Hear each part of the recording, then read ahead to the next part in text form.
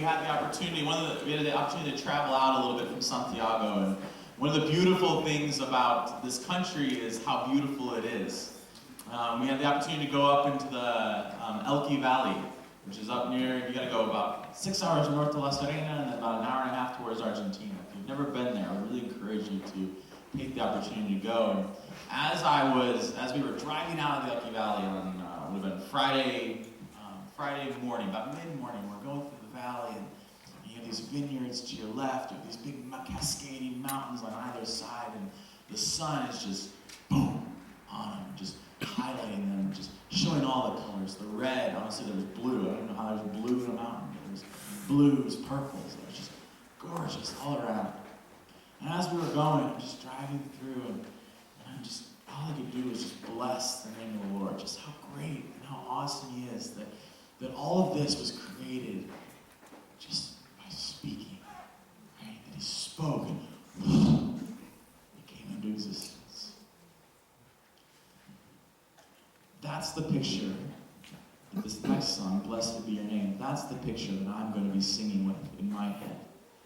Where is your mind going to be as you sing this? What are you going to be blessing God for? Maybe it's a picture like that. But maybe there are other things in your life that you see the blessing of God upon them. You see His hand upon them. And it's for those things that you want to call out, blessed be your name. Because you are a good, good God. So I want to encourage you right now to get that picture in your head. And that's what we're going to sing with as we go into this next song. Let's stand and sing, Blessed Be Your Name.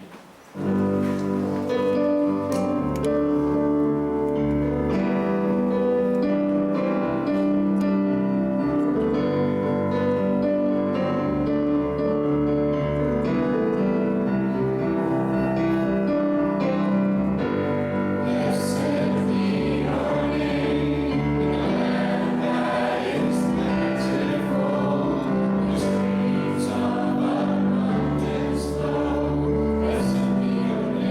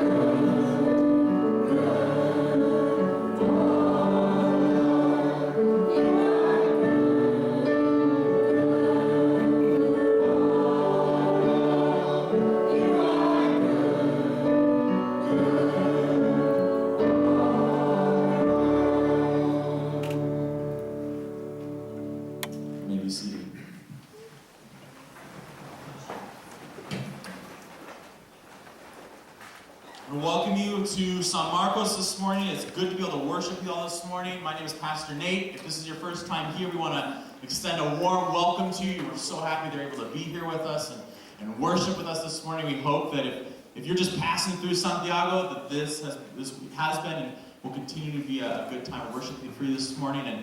And if you're landing here in Santiago, and we hope that if this ends up being the church that you worship at, that we can serve and love you well. So if you are visiting for the first time this morning, you'll notice when you open up your bulletin that there's a little white card inside. There's a lot of you who are here for the first time this morning, and I know because I've never seen your faces before.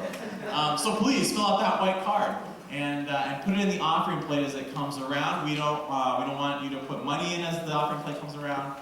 We want you to put that card in because we want to know who you are, how we can be in contact with you, how we can pray for you, how we can love you, and how we can care for you. So please do that. You'll also notice if you open up your bulletin, there's a couple of different announcements that we have there. We're going to be starting an Alpha course here on August the 18th. That'll be in the evenings here on Sundays. And that runs for about 12 weeks. And it'll be over in one of the classrooms, depending on how big it is, potentially the fellowship hall.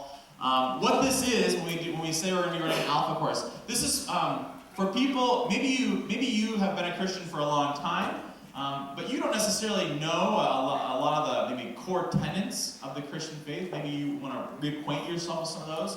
Alpha would be for you in this case.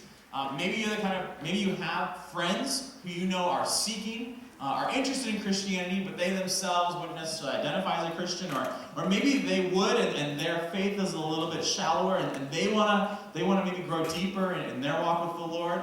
Alpha is for this individual. So what we would ask for you is to be thinking, especially if you are a regular attender here at San Marcos, we want you to be thinking of who are the people in my life who are interested in the faith, but maybe haven't had a good opportunity to really explore it. That's what Alpha is. We want you to bring them with you. It's specifically designed to be sort of an outreach tool in this regard. And the idea is that we will explore together what is Christianity? Why are we here on this earth? Who is Jesus? What does the Bible say? What does it teach? These sorts of questions. And the way Alpha is designed is it's basically a video series. And there's questions that interject throughout it. And so what we'll do is we'll stop and we'll talk. And it's just a very open forum. If there's people who totally disagree with what the videos and what we are espousing, that's okay.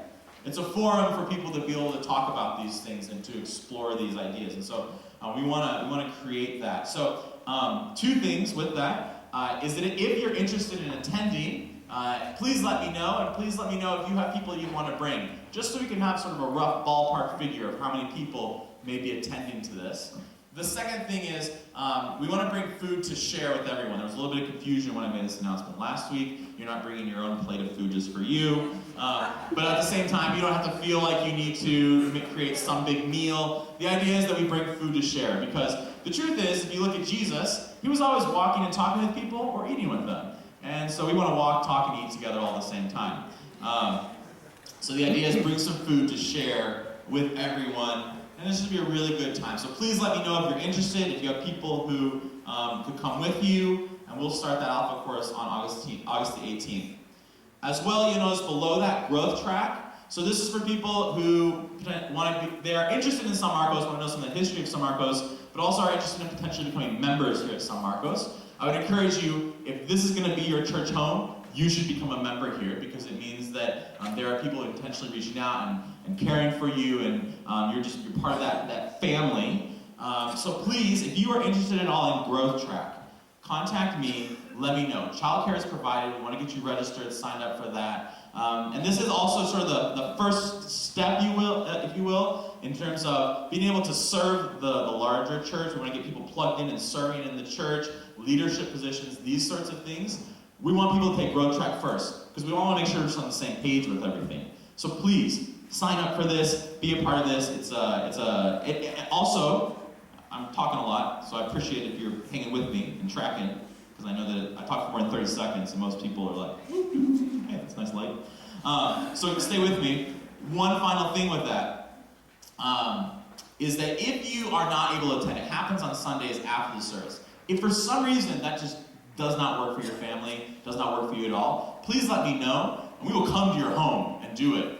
Ideally, we get everyone in the same place. It just makes it easier to streamline everything. But there are always special exceptions, and we want to be able to accommodate, and like, we'll come to your home and we'll do it for you. Maybe your English isn't so great, and you're like, how do I do this with a bunch of people? We'll come to your home and do that too, right? It doesn't matter. We'll reach out to you. We want to get you into the San Marcos family in that regard. So please sign up for Growth Track. Let me know if you want to attend. You'll notice below there's all sorts of different activities that are happening in the life of the church. The people, individuals, contacts are there. Most of these things are starting up within the next week or two. All youth activities actually begin starting on Friday. We have middle school starting on Friday, and then high school starting on Sunday. Blast, you'll notice for the middle schoolers, that starts the following week, but things are starting to get going here in the life of San Marcos. So if you're not on any of these contact lists, because there's always messages that go out to these different places, if you're not on any of these contact lists and you want to be, please send a note to the individuals who are listed there so that you can be in on the weekly contact that goes on in regards to those various activities. At this time, we actually have one of our high school students. She just graduated, and she's going to be leaving here in the next week. And so, Erin, if you and your parents would come up, we want to pray for Erin. She's going to be heading back to Australia. You guys have been here, 3 years now, right? 3 years? I remember when I first met Erin, we met in the food court in Alto Las Condes. This was the first time I sat and talked with her. And one of my first memories of Erin actually was just that, Erin's like, I didn't know you were going to go off script like this.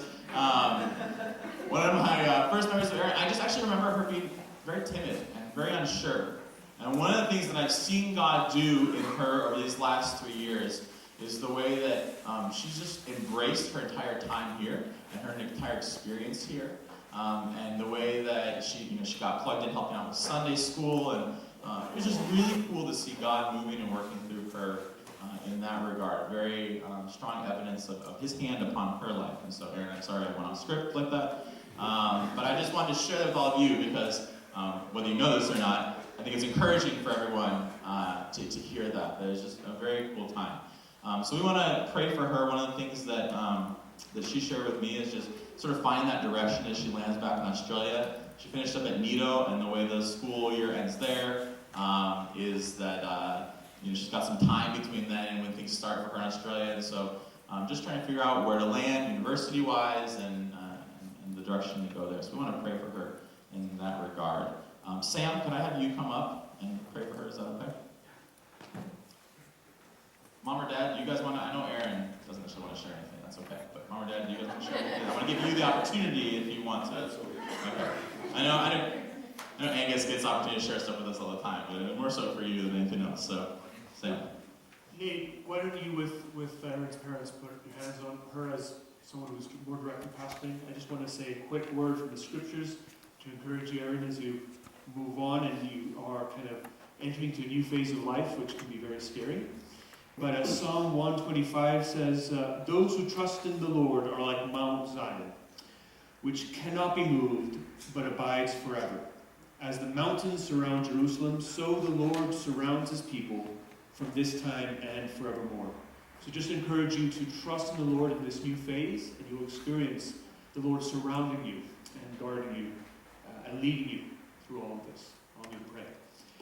Heavenly Father, we give you thanks for Erin. We give you thanks for the wonderful McFarland family who have been such a vital part to our common life together, and they became that so quickly. So we just want to thank you for all of them. And we want to, in particular, pray for Erin. What an exciting time, frankly, what an exciting and interesting time for her. But these can often be challenging and scary times as well. So we want to ask that you would fulfill your gospel, your covenant promises in her life, that she would experience you drawing so near, surrounding her like that fortress, like that refuge, that she would experience security grounded in who you are, our rock. I pray, Lord God, that you would be to her wisdom as well, that you would lead her in this time of making a lot of decisions in all sorts of areas, Lord. I pray that you would help her see how she can rest in you and find in you the wisdom that you've promised to give us. So we ask that you would help her with that, Lord God, that you would allow her, through the wonders of technology, to continue connected with her parents when they are away, and that you would continue to strengthen their bonds as a family, even with the geographical distance. We ask that you would help all of us to remember to be praying for Aaron and for the whole family, and that you would be present with them and encouraging them. Lord God, we thank you that you are our good Father. You are the Father of lights, in whom there is no shadow of turning. There are there's no deceit. There's no gray area with you. Your disposition towards us is goodness, as we just sang, of grace and mercy. I pray that Aaron would, during this time in particular, taste and see that you are that good God. Be with her, be with her parents, her siblings in Australia. Bless this beautiful family, we pray. In Jesus' name, amen.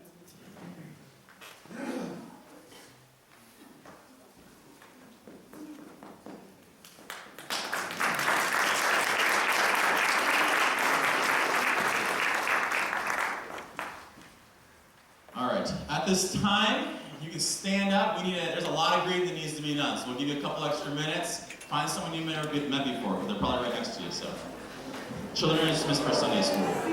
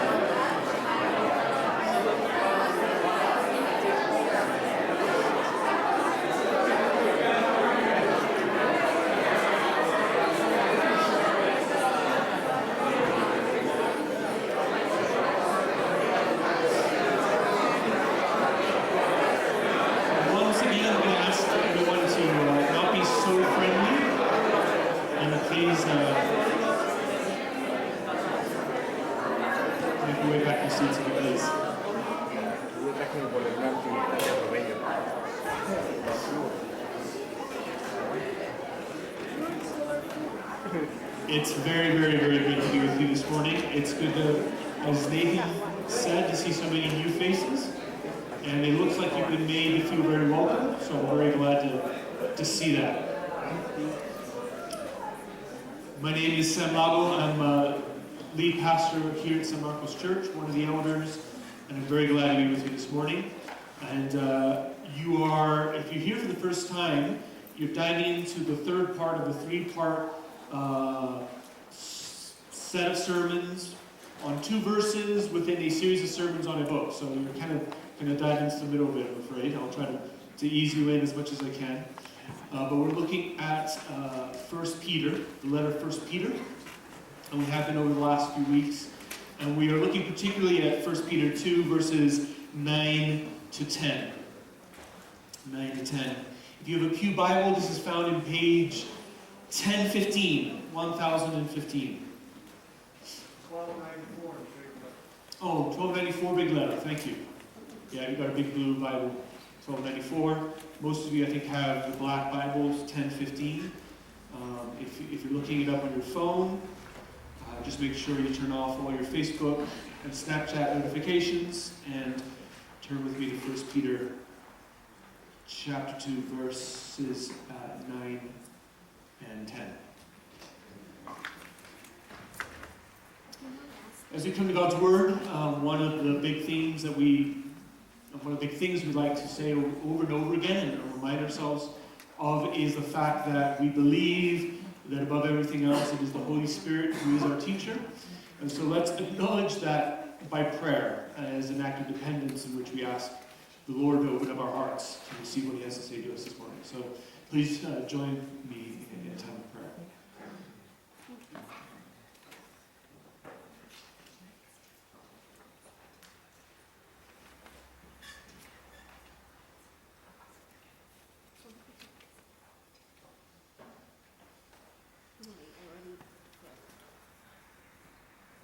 Oh, Father, I can't get over singing of your goodness. You are a good, good Father.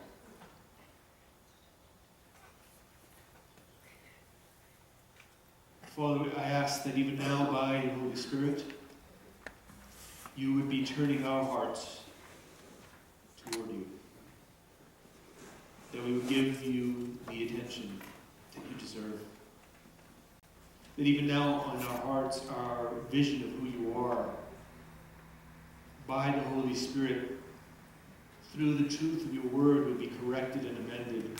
That we would see you as our good, good Father through Jesus Christ.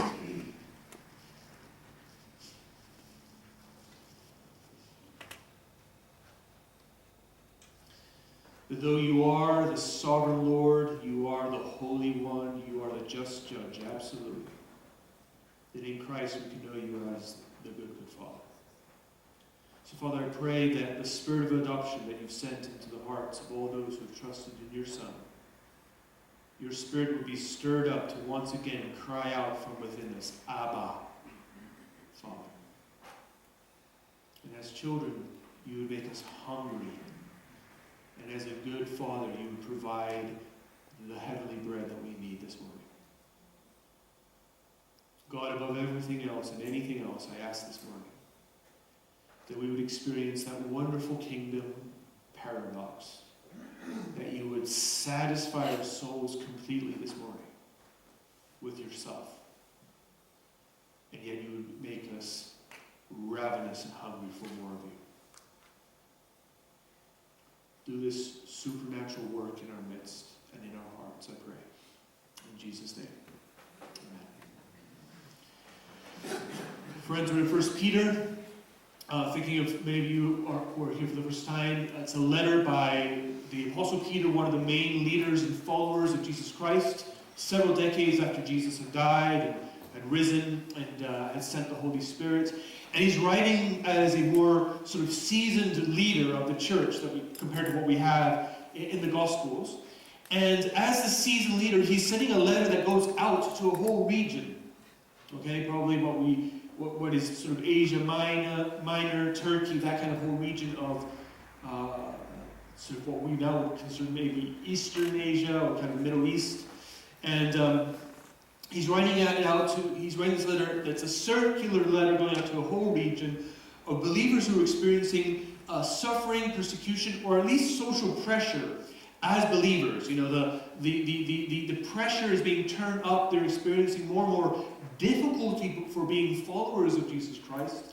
And in that context, he sends them a letter that is designed to encourage, to build them up, to strengthen their resolve and their commitment for Jesus Christ, even in the midst of difficulty. And if you go from chapter 1 right to the end, he's continually referencing the hope that they have in heaven, the example of Christ, the good and holy one who suffered unjustly as our example, and so many other references. But what we've been looking at, particularly over the last few weeks, is we looked at verses 4 to verses 10, where we've seen Peter remind them of several things. And about 3 weeks ago, we saw that he reminded them of the truth of the gospel, that Jesus Christ is the promised one. He is the one who is meant to be the rock, the foundation of a new people who is rejected. He is a stone of stumbling by many. He is rejected by many. But this stone of offense, of stumbling, of offense to so many people, becomes the cornerstone, becomes the foundational stone, becomes the foundation of a new people of God that are built, that are grounded on Him, on who Jesus is, and on what the gospel is, namely that Jesus is God become man. He has lived the righteous life that we could live, died in our place, and risen again. That is the grounding, the foundation for a new people of God, the church. And so then he reminds them, as the church, of who they are. He reminds them of their identity. And among these identities, he describes the church, those who have decided to believe in Jesus, to ground their life in Jesus, as a chosen race, a royal priesthood. This is verse 9. A holy nation, a people for his own possession. A people that belong to God. And we looked at that last week. And so, as I have to start here, as you guys look at me, as Peter reminds them of the gospel, and reminds them of how the gospel has changed who they are, now he will speak to them about how the gospel has changed the purpose for their life, the purpose for which they must live their life. And he is reminding them of their purpose, particularly in verses 9 and 10, particularly the last half of verse 9 and 10. So please follow along with me in 1 Peter chapter 2, verses 9 and 10. I want us to read that together. 1 Peter 2, 9 and 10. San Marcos, hear the word of the Lord. But you are a chosen race, a royal priesthood, a holy nation, a people for God's own possession, that you may proclaim the excellencies of him who called you out of darkness into his marvelous light. Once you were not a people, but now you are God's people. Once you had not received mercy, but now you have received mercy. San Marcos, the grass withers and the flower falls, but the word of the Lord remains forever. Amen. And so he reminds them, this is what has happened, what God has done for you. The gospel of Jesus, this is how it's changed you, and this is your purpose. And he begins by describing their purpose as to proclaim his excellencies. And you see that in verse 9, you're all these things that you may proclaim the excellencies of him who called you out of darkness into his marvelous light. And this proclaim word in the Greek is ex angelo, right? We know that angelo is literally message, right? Message, like, angels, the word angels really is just messengers, right? The angels in the Bible are spiritual messengers. That's their role. And a message is, in Greek, angelo, right? If you add the prefix you or ev to angelo, you get evangel, right? The gospel, right? Because ev is good, the good message, right? The good message, the good news, the gospel. And in this case, it's ex angelo. And I think all of us have figured out that ex has to do with going out, right? Like exit, right? And that's exactly right. It's ex angelo, that is, this is a message that must go out. This is a message that is designed to go out, outside, out into the world. And so what Peter is saying is we have been saved, we have been given this new identity for this ex angelo, for this proclamation, for this getting out of this message about what God has done for us. And this message is summarized by Peter as the excellencies of God. Now that's not a term, I think we use that often. We may say excellent, but we don't talk so much about excellencies. But I think we still get the idea of what it means. This same word is used in Philippians 4:8. I think you'll pick up on where it appears. Where in Philippians 4:8, the Apostle Paul in this case says, whatever is true, whatever is honorable, whatever is just, whatever is pure, whatever is lovely, whatever is commendable, if there is any excellence, if there is anything worthy of praise, think about these things, the Apostle Paul says. So the whole context and phrases around the word excellence in this case give us a clue about what excellencies is meant to refer to. Things that are pure, lovely, honorable, commendable, worthy of praise. And Peter is saying, you have been rescued by God, given an identity so that your life may be about getting out a message which is God is excellent, God is commendable, God is honorable, God is worthy of praise, God is amazing. He's amazing, he's awesome, he's great, he's demonstrated, as we just were reminded of, in how he's created the world, the beauty of natural creation, even as it's fallen and not working exactly as it should. And God has demonstrated his excellency, his wonder, his beauty, how amazing he is in the intervening years in history. He's demonstrated it over and over again in the history, for example, in the Old Testament of the patriarchs. I don't know if you know a little bit of these guys, right? Abraham, Isaac, and Jacob, or the story of Israel, right? I always say this, if you haven't read the book, you've seen the movie, right? Prince of Egypt or something, right? This God coming in to rescue people from slavery, all these signs and wonders and miracles and his provision for them. And right through the Old Testament until we finally get the revelation of Jesus Christ himself, right? As Peter's just been describing, he is the stone of offense, becomes the cornerstone, this rock. By his death and resurrection, he inaugurates a new world. He inaugurates a new people of God.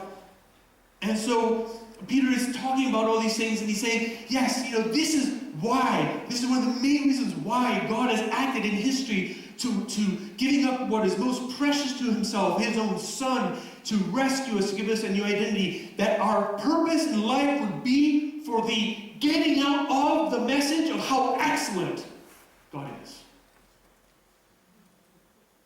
A God who loves his creation, a God who gets involved with the creation and a mankind who rebel against him, and a God who comes close, so close he becomes a human being. And he doesn't become a human being who is born into the upper class and lives in comfort, but he is God. When he becomes man, is described as a man of sorrow and acquainted with grief. He describes himself as one who does not even have a place to lay his head, as someone who is homeless, as someone who is hungry, as someone who is not of attractive physical appearance even, we're told by the prophet Isaiah. That is how God, the creator, holy God, decided to come into this world. Who is this God? How is it possible that the king and sovereign of the universe becomes man, and he becomes a carpenter from a backwater town who is rejected and despised and considered to be no one, man of sorrow, acquainted with grief, who he's this strange man who touches lepers, who has compassion on multitudes, who carries out these miracles, whose heart breaks when he sees death, who heals the sick, who has the authority to cast out devils, who has not been formally trained as a religious leader, but he teaches with an authority that not even the religious leaders had. Who is this God? This is the God that Peter came to know in Jesus, and he's saying, he is so amazing. Look what he's done in my life. Look at what he's done in your life. And our life now revolves around getting out the message. This God is excellent. There is no one like this God. This God, every time you think you have him pegged, every time you think you have him figured out, he turns everything upside down, and it's always more wonderful than we could have ever imagined. Who is this God? He's amazing. way, it's not going this way. You identified and understood yourself one way, and he said, no, that's not who you are. You're this. You thought you were despised and worthless and no one. And God said, you are my chosen, precious people. I don't care anymore about your past. It has been taken away, it's been pushed away, and now you have a new purpose, which is to be for the proclamation, the getting out of a message of how excellent he is. Look how excellent he is. He's described as the one who has called you out of darkness into his marvelous light, the marvelous light that radiates out of his presence. You have been called to live in the light of God. You have been called to live in the presence of Almighty God. The psalmist says that those who look upon the face of the Lord, their faces, that look upon the glory of the Lord, their faces are radiant. Is your face radiant? Have you seen, have you beheld this God? We've been redeemed to proclaim his word. I love what he does, what Peter does here. He's just described the gospel objectively, this work of God in history through Jesus of Nazareth, who took on human nature and lived a life of beauty, of love, and of sacrifice and service, and was rejected and lied about and killed, and arose on the third day in glory. And Peter's talked about how this changes everything for us.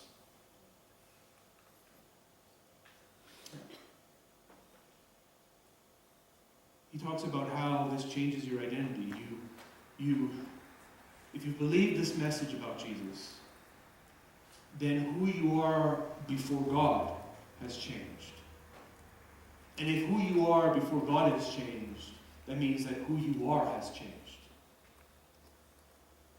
And Peter now speaks of the message that we are to proclaim, and he is thinking of the gospel. But what I love about what he does now, this is what I love about what Peter does, is he's described the gospel objectively in history. He's used this metaphor of the stone and of the cornerstone, of the stumbling stone, of the rock, right? But he's used it to describe the gospel as an event, as something that happened in history. It's a message about something that really did happen out there in history, in a time and at a place. And he's described how it's changed our identity. But now when he says that we are to get a message out, he speaks of the gospel, but how the gospel has done something in our life. It's not something only out there, although it is. It's an objective message about a clear, direct person. But this message has done something in here.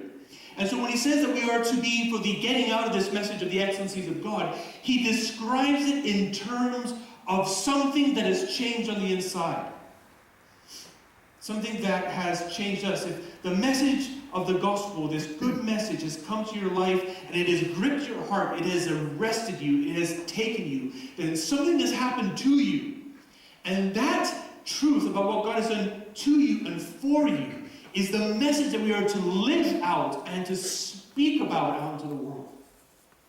He describes it as having been taken from darkness to light, right? We have been redeemed that we might proclaim the excellencies of him who called us of darkness into his marvelous light. And this tells us what our status was before we came to know about Jesus. It's described as darkness, as being spiritually blind. We were figuring our ways out in the world, but we were blind. We may have thought we were very, illuminated. We really considered ourselves to be wise, smart, having figured things out, knowing things more and better than everyone else. But it was a delusion, Peter's saying. We were deluded. We were blind. We were in darkness. I don't know if you've ever had to walk in absolute total darkness. No stars, no moon, cloudy black sky, and no electricity. I remember with a friend we once had to walk, in kilometers, sorry everyone, but about 4 kilometers in the southern Chilean countryside one day.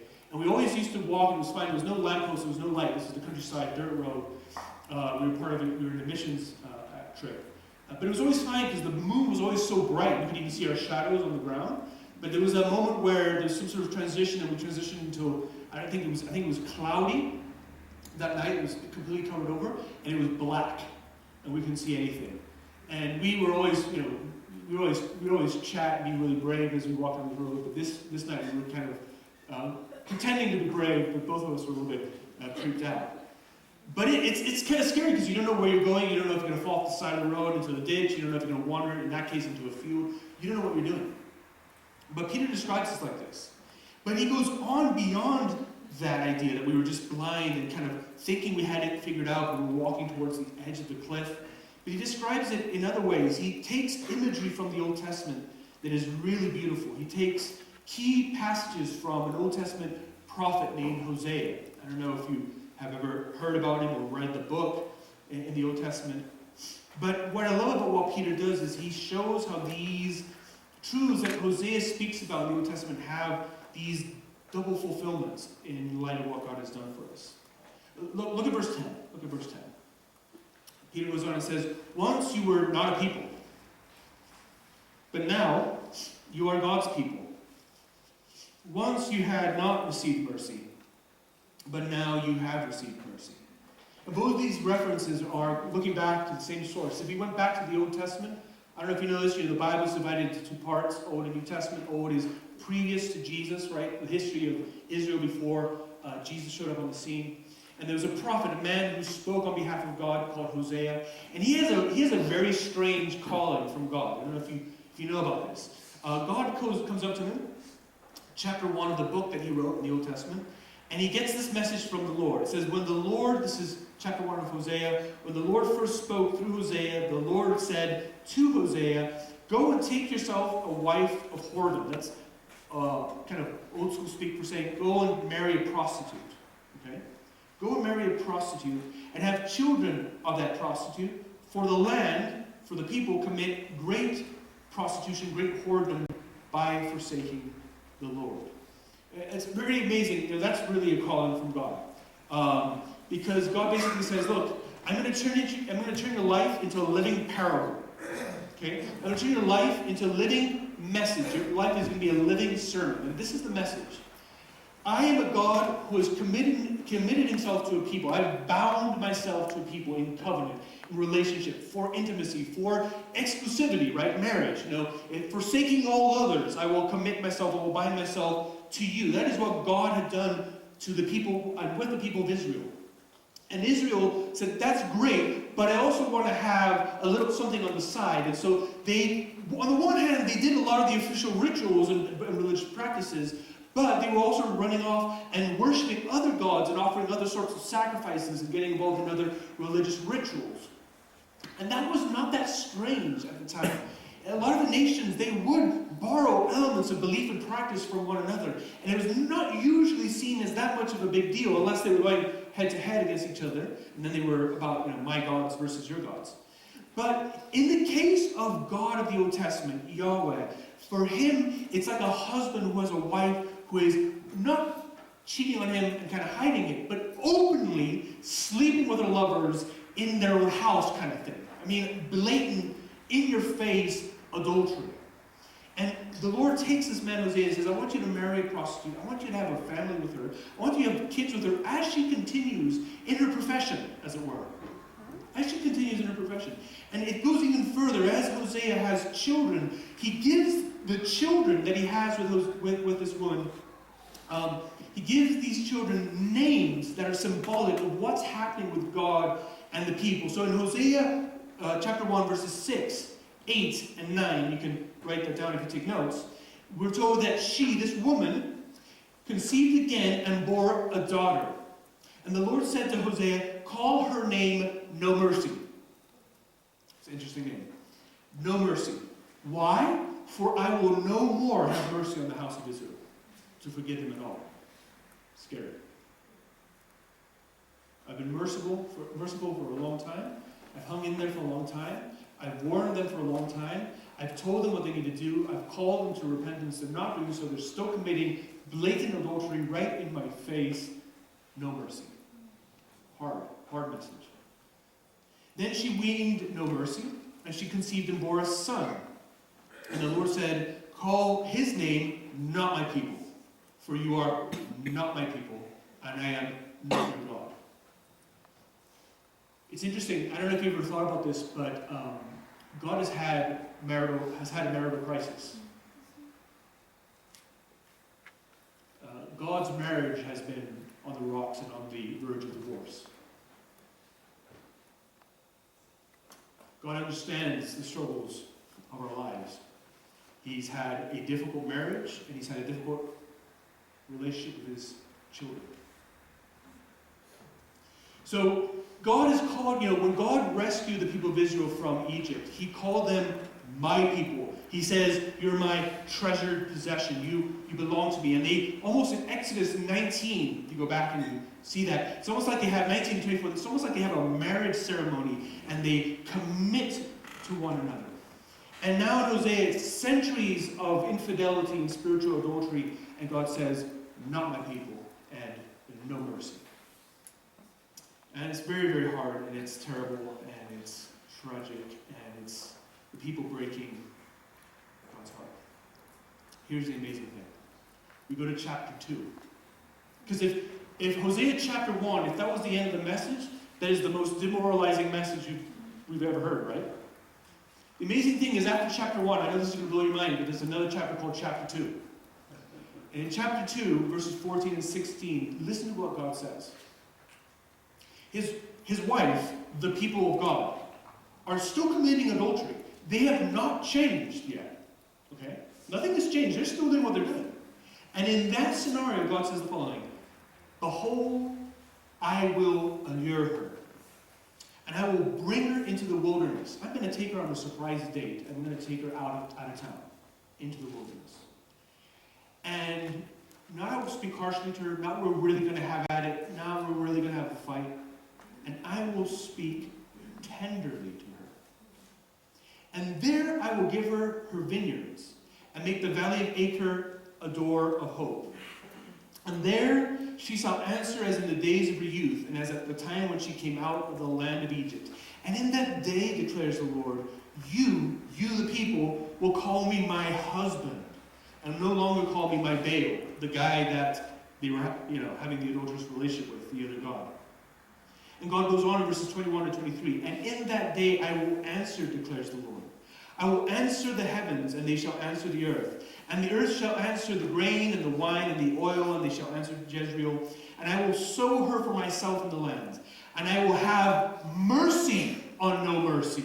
And I will say to not my people, you are my people. And he will say, you are my God. There will be a time in which God will go out to the people who are rejecting him. And God will woo them back, bring them back. He will be romantic with them. That's very literally the language used. It reminds me of John, the Gospel of John, chapter 1, where it tells us that in Jesus, God comes to his own, and his own knew him not. And in 1 Peter 2:9, Peter takes all this imagery and he says, all those promises that God made to Israel? They have been fulfilled in your life. They've been fulfilled in you. But now here's the thing. When Israel had rejected God, and God said, you are no longer my people, Israel now found itself with the Gentiles, with those who were not of the people of God, who were outside the people of God, outside of covenant with God, outside the sphere, the purview of God acting in grace in his kingdom. And they found themselves in the place of no mercy with the Gentiles, with those who had not been chosen by God in the Old Testament. And what Peter is saying is, through what Jesus has done, through what God has done in Jesus, you, Jew and Gentile, who were in the sphere of no mercy and who had both, by rejection of God, had become not my people, through Jesus, both of you, in the same way, now can be God's people and come back under the roof of God's mercy. And in the same way, through Jesus Christ, whether you had the law, the Torah, and the Old Testament, and all the information, or whether you're a Gentile who had never even heard of the God of the Israelites, if you've come to know about Jesus Christ, you both have been brought into the marvelous light of God, and you have come to know who he is, his presence, and his mercy, and his grace. You are now his people, and you are now under his mercy. under his mercy. All this is what God has done. All this is his great work for us. All this is the expression of his wonderful, blessed excellencies. And this has become one of the main reasons for which we have been redeemed, to get this message out. Friends, a lot of people think that the message of the gospel, the God of the gospel, is a grumpy, Zeus-like God who's got a lightning bolt in his hand and he's waiting for you to mess up so he can zap him. And Peter's saying we need to get out into the world a message of a God who, as he is being rejected, goes out to allure his bride back to himself. That's the message. The message of the gospel is God coming at you with his arms wide open as you're spitting his face into his face. As you're pulling away and you're pushing away, God keeps coming after you. That's the message of the gospel. The message of the gospel isn't about how you, blind and rebellious, somehow found your way back to God. It's that as you were blind, rebellious, in darkness, and trying to feel your way to your own life and to your own plans and dreams, and as you were feeling your way right to the edge of the cliff, have experienced a God who has come and rescued you. This is a message not about how excellent we are, but about how excellent God is, and how this God is the one who has called us out of darkness into his marvelous light, into the glory of who he is.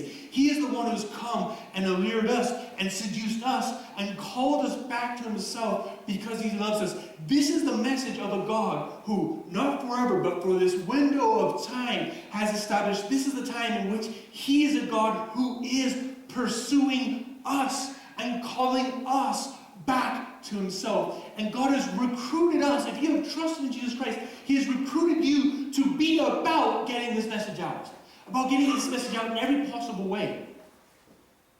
The first way that you become about getting this message out is that you need to know this message. And by know this message, I mean, yes, know it in your head, but it needs to be living inside of you. You need to have the gospel inside and coming out of your pores.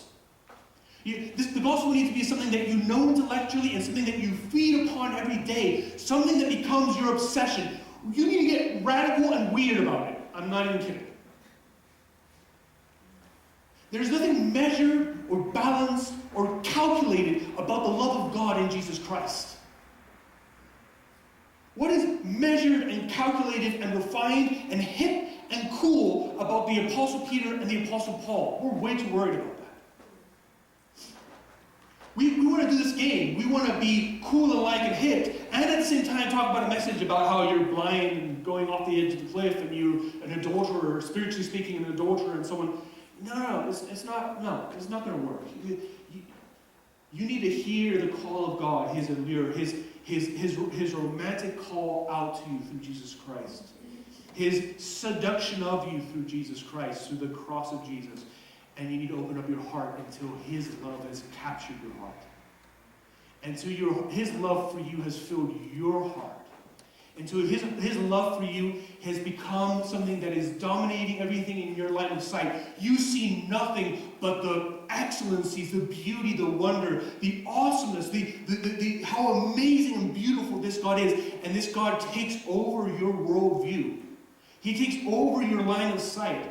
You cannot see anything but this God. He becomes your obsession. You see him and you see beauty. You become obsessed with speaking about God. I love people like that. You want to talk to them about the soccer game, they want to talk to you about Jesus. You want to talk to them about Stranger Things, they want to talk to you about Jesus. You want to talk to them about how nice what a beautiful day is over the sun, and they go, well, yes, it reminds me of the radiance of Jesus. Those people, those nuts, have got it. Their heart is captured. They have nothing else on their mind but Jesus because they have understood how amazing and beautiful Jesus is. And we don't need to worry about, friends, we don't need to worry. There's no other approval that we need but the approval of Jesus Christ who smiles upon us through the cross. Don't worry about that. Don't worry about that. The real life changers and world changers in this world are people who are kind of weird anyways. But you can't fabricate that. Jesus needs to capture your heart. You can't force that. He needs to have caught your heart. You need to have become so in love with the Father in Jesus Christ that nothing else matters to you anymore. You know, 1 John, I wasn't even going to go here. 1 John chapter 2, verse 15.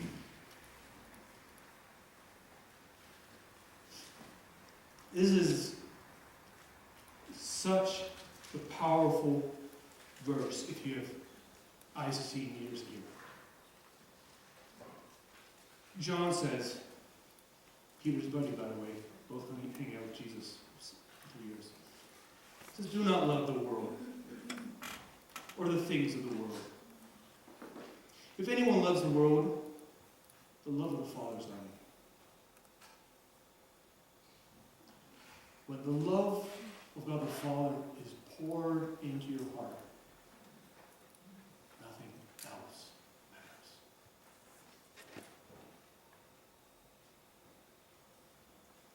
This is one love relationship where it's okay if you can be the weird, wild, obsessed one. That's what God is looking for. Because God, his behavior to us in Jesus Christ makes no sense. That he will not even hold on to his most treasured possession, Christ, but joyfully, lovingly, freely gave him up for us all. And he is calling us into such a deep relationship with him. One more other reference, not planned, but so important, friends, on my heart this week. 1 Corinthians 6, totally different message, has nothing to do with anything that we're talking about. The Apostle Paul in 1 Corinthians 6:16, he's warning believers who apparently were getting involved with prostitutes. Amazing, but shows you that churches always have problems. Okay? And he says, do you not know that the one who is joined, yes, in the sexual relationship, the one who is joined to a prostitute becomes one body with her? There's something mystical that's happening there. Paul says there's a union there that's deeper than just the fleshly union. It's something that God has designed only for marriage. And he references Genesis. He says, Genesis 2, for as it is written, the two will become one flesh. Now here's the amazing thing. Immediately after, verse 17 says, but he who is joined to the Lord becomes one spirit with him.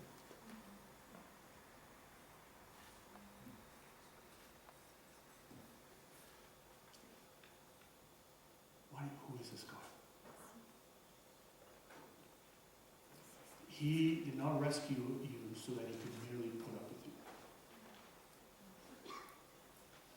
The creator, holy, sovereign, omnipotent, omniscient, 3 times holy God, his purpose through Christ is union of spirit with you.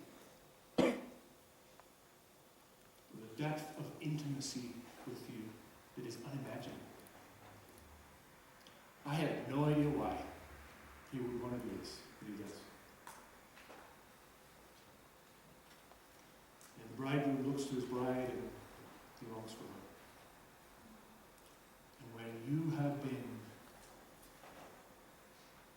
wooed and seduced by the bridegroom again, your life becomes about getting the message about the one who's called you out of darkness into his marvelous light, about getting that. And let's sing about this message now in response to God's word by singing No Longer a Slave together. And ask the musicians to come up and help me with that.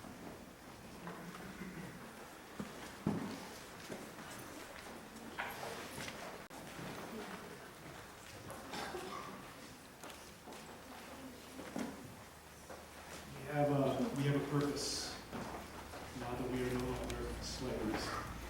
Let's stand and sing this song.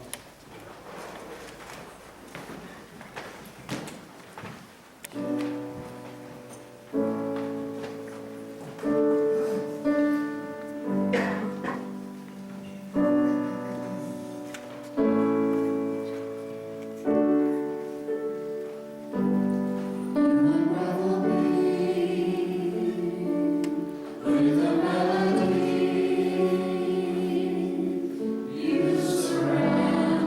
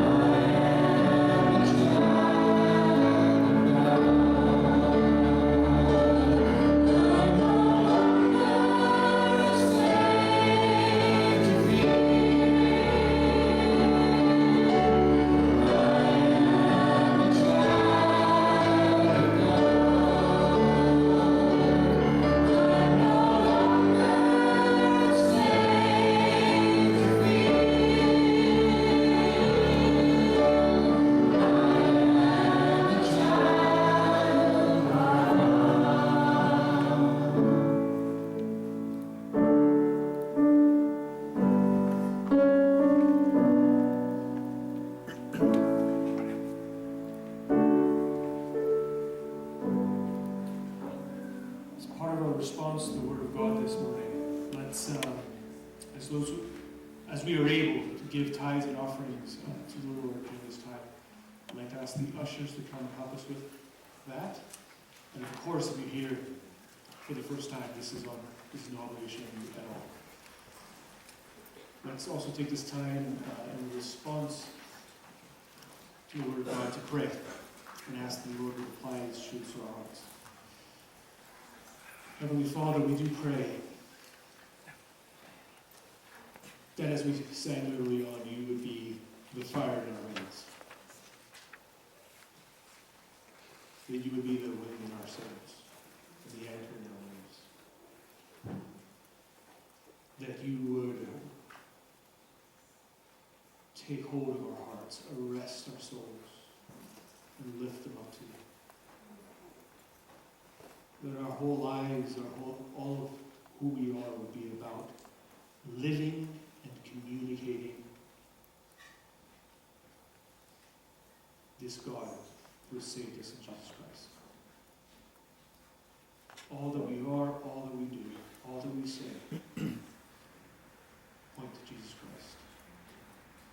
We pray that this time of tithes and offerings would be an opportunity to express our total surrender and dependence on you. That we would surrender our wallets as an expression that we really do trust you. And we pray that this time of singing and worship would be a time to acknowledge that we have, at the very least, 10,000 reasons to worship you. All this we say in Jesus' name.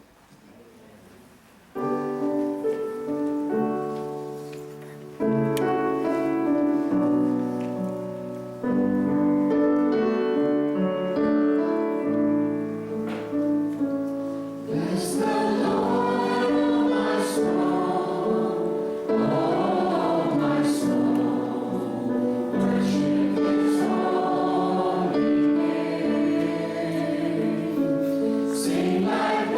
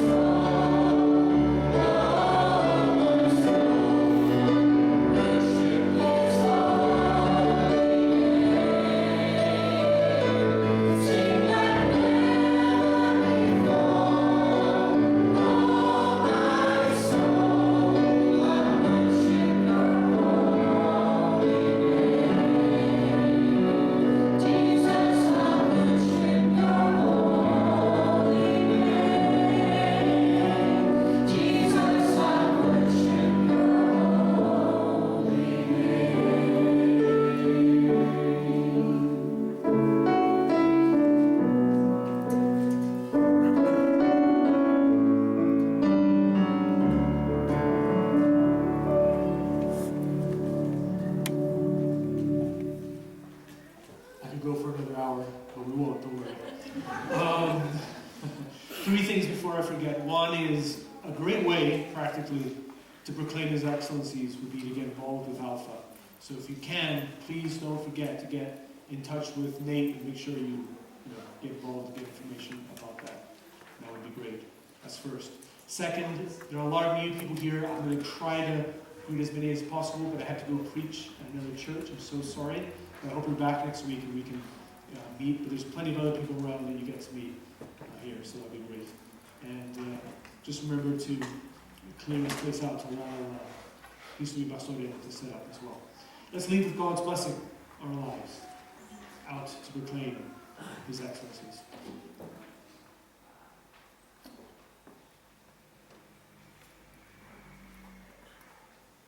May the triune God, the Father, the Son, and the Holy Spirit bless you and keep you. May the Lord make His face to shine upon you and pour His mercy and grace into your life. May the Lord lift up His face to you and give you His peace now and forevermore. Amen.